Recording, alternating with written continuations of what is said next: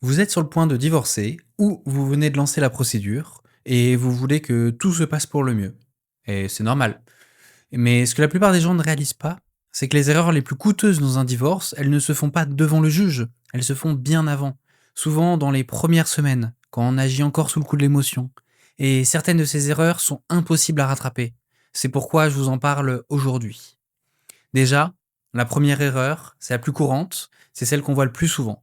C'est de foncer tête baissée. Le divorce, c'est un moment où on est à fleur de peau. On est blessé, on est en colère, parfois soulagé, parfois complètement paniqué.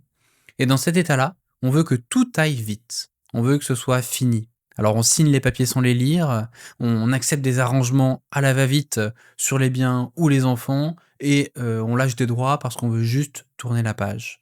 C'est exactement ce qu'il ne faut pas faire. Un divorce, c'est un acte juridique. Il va dessiner votre vie pour les années qui viennent. Chaque décision que vous prenez aujourd'hui aura des conséquences financières, personnelles, sur le long terme. Alors même si c'est dur, prenez le temps. La deuxième erreur, c'est de ne pas aller voir un avocat suffisamment tôt. Beaucoup de gens commencent par en parler aux amis, à la famille, à des forums sur internet. Tout le monde a son mot à dire sur le divorce. Mais le problème, c'est que chaque situation est différente.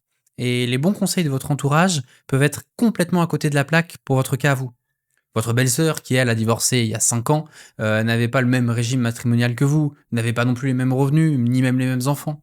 Ce qui a marché pour elle peut être une catastrophe pour vous. Alors, allez voir un avocat spécialisé en droit de la famille dès que la question du divorce se pose sérieusement. Et il ne faut pas attendre d'avoir déjà engagé quelque chose ou d'avoir déjà quitté le domicile. Allez le voir avant. Faites un premier rendez-vous. Ça peut vous éviter des mois de galère. La troisième erreur, et celle-là, c'est un grand classique, hein, c'est vider les comptes en banque. Ou alors cacher les biens. Et on peut comprendre, parce que quand la confiance est rompue, c'est tentant de vouloir mettre l'argent au chaud. Alors certains, ils se font directement un virement sur leur compte personnel, d'autres retirent du liquide au distributeur, et certains font même des donations à leurs proches en espérant que ça se voit pas. Bon, c'est une très mauvaise idée, hein, puisque le juge et le notaire chargés du partage, ils auront accès au relevé bancaire. Donc tous les trucs louches, ça sera repéré immédiatement. Et si vous cachez quelque chose, ce sera forcément remis dans le pot commun et vous pourrez même être condamné à payer des dommages et intérêts. Et puis surtout, le plus grave, c'est que vous perdez toute crédibilité aux yeux du juge. Vous vous tirez une balle dans le pied. La quatrième erreur, c'est de se servir des enfants comme une monnaie d'échange. Je sais très bien que c'est un sujet qui est délicat, mais il faut en parler cash. Dans un conflit de couple, certains parents utilisent les enfants comme levier de pression, parfois même sans s'en rendre compte. Refusez que l'autre parent voie les enfants pour le faire plier. Dire aux enfants des horreurs sur leur père ou leur mère. Ou alors conditionner le droit de visite au paiement de la pension. Tout ça, c'est non seulement très mauvais pour vos enfants, mais en plus, ça va se retourner systématiquement contre vous devant le juge. Et lui, il va observer le comportement de chaque parent de très près. Et un parent qui empêcherait l'enfant de voir l'autre parent, c'est un parent qui n'agit pas dans l'intérêt de l'enfant. Et ça peut peser très lourd au moment de décider chez qui l'enfant ira vivre.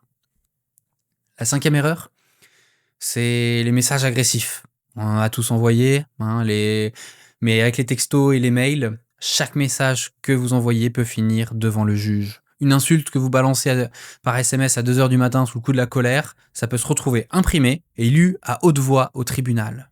Des menaces, même lancées à chaud, que vous ne pensez pas vraiment, deviendra une pièce à charge contre vous. Alors retenez cette règle toute simple. Ne mettez jamais par écrit quelque chose que vous n'aimeriez pas entendre devant un juge. Relisez chacun de vos messages avant de les envoyer. Et si vous êtes en pétard, vous attendez, vous réfléchissez avant d'envoyer vos messages. La sixième erreur, et ça c'est assez fréquent, surtout quand il y a des enfants, c'est de négliger le côté financier du divorce. Beaucoup de gens se concentrent sur la garde des enfants, ce qui se comprend totalement, et ils traitent les questions financières comme si c'était secondaire, mais ça peut coûter très cher. Parce que le partage des biens, la prestation compensatoire ou la liquidation du régime matrimonial, c'est des sujets compliqués qui portent parfois sur des sommes importantes. Alors ne signez jamais une convention de divorce sans avoir fait évaluer tout ce que vous possédiez. Ça veut dire les biens immobiliers, les comptes, l'épargne, l'assurance vie, les droits à la retraite, voire même les parts dans une entreprise. Et demandez à votre avocat s'il faut faire appel à un notaire ou même un expert pour expertiser certains biens. Quelques centaines d'euros bien dépensés pourraient vous en faire économiser plusieurs milliers. Et alors, une septième erreur qu'on voit de plus en plus, c'est étaler votre vie privée sur les réseaux sociaux. On pourrait se dire que c'est un détail, mais les juges et les avocats, ils regardent de plus en plus les profils en ligne. Si vous affichez une vie de riche, alors que vous dites au juge que bah, vous n'avez pas un rond, c'est un problème. Si vous postez des photos de soirée bien arrosées alors que vous demandez la garde de vos enfants, c'est aussi un problème. Si vous balancez des pics sur votre conjoint public, c'est tout autant un problème. Pendant toute la durée du procès ou de la procédure, partez du principe que tout ce que vous mettez en ligne est public et sera utilisé contre vous. Et enfin, dernière erreur, pour finir, c'est accepter un divorce amiable alors que vous n'êtes pas d'accord avec les conditions.